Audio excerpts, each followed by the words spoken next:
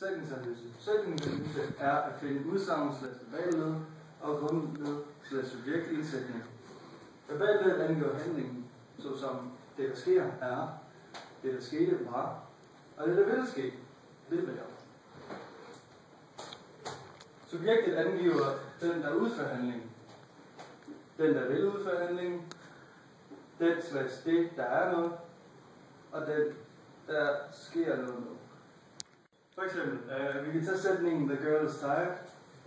This er det, der angiver handlingen, så det er verballedet, og the girl er subjektet, fordi det er hende, der udfører handlingen. Udstilling er rækkefølgen verballet og subjekt.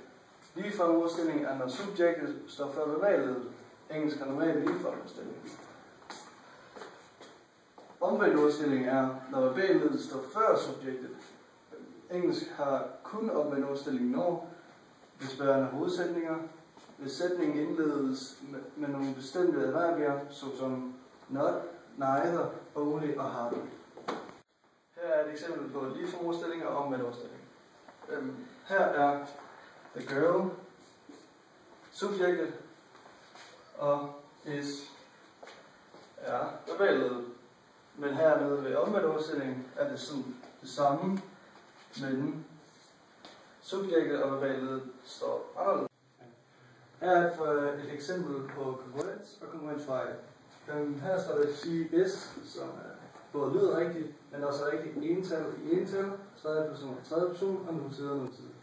Herover er der kongruensfejl, she am, det lyder også forkert, ental og ental, men herover er tredje person, første person. Det er fordi, at subjektet og verballedet ikke er i overensstemmelse.